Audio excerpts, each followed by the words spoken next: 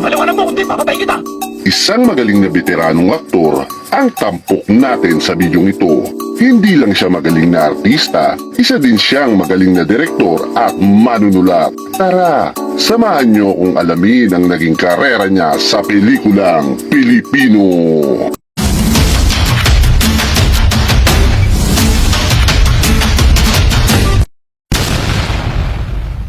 Kasi ang usap-usapan dyan sa tindahan ng mga taldalera, si Edgar at ang asawa mo, Kung isa ka sa mga taga-subaybay ng pelikulang Pilipino, lalo na mga aksyong pelikula, ay sigurado akong kilala mo din siya. Siya ay si Robert Talby. Ipinanganak noong January 16, 1934 sa Prisco, Quezon City.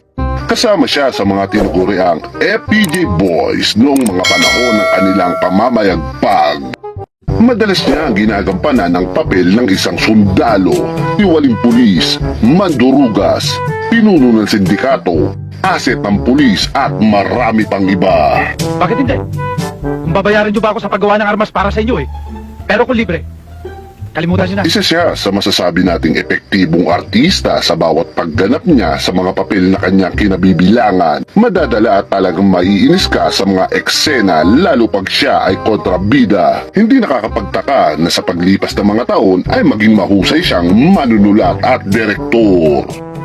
Alam niyo ba na umabot sa higit 200 pelikula ang kinabilangan ni Robert Talby noong unang sabak niya sa harap ng kamera noong taong 1964 sa pelikulang Mano Mano na pinagbidahan ni FPJ Fernando Poe Jr.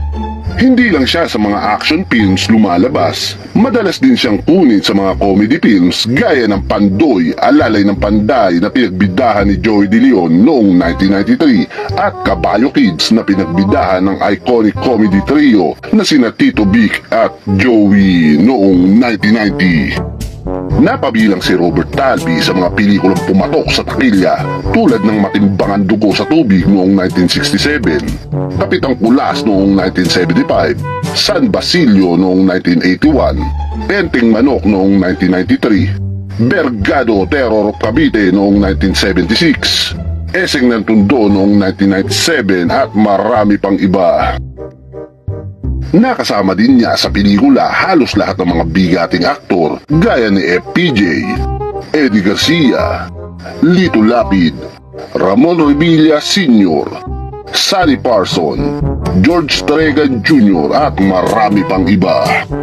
Alam naman nating lahat, kasabay ng pagkawala ni The King Fernando Poe Jr. noong 2004 ay tumamlay na din ang nakagisnan nating mga klasikong pelikula.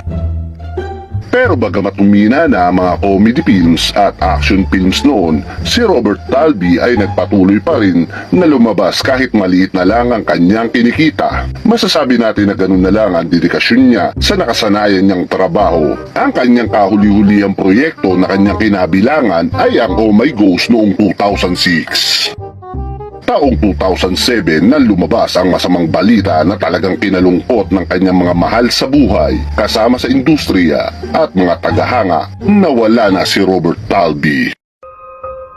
November 3, 2007 nang sumakabilang buhay na ang veteranong aktor sa edad na 73. Ang kanyang mga labi ay nakahimlay sa Eternal Gardens Memorial Park sa Caloocan. Nagdesisyon ng kanilang pamilya na gawing pribado na lang kung ano ang naging sanhi ng pagkamatay ng veteranong aktor bilang respeto sa kanya. Bagamat wala na ang veteranong aktor na si Robert Talby ay hindi malilimutan ng kanyang mga naiambag sa industriya. Isa si Robert Talby sa mga kilinisan at pinanggigilan natin sa kanyang mga kontrabida role at napabilib naman sa galing niyang gumanap.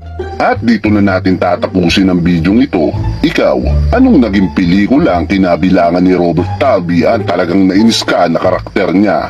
At meron ka din bang mga alam na linya niya sa pelikula? Pakishare naman sa comment section natin sa ibaba.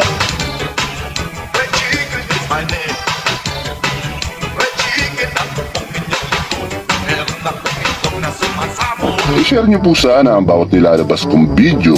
Hanggang sa muli, paalam!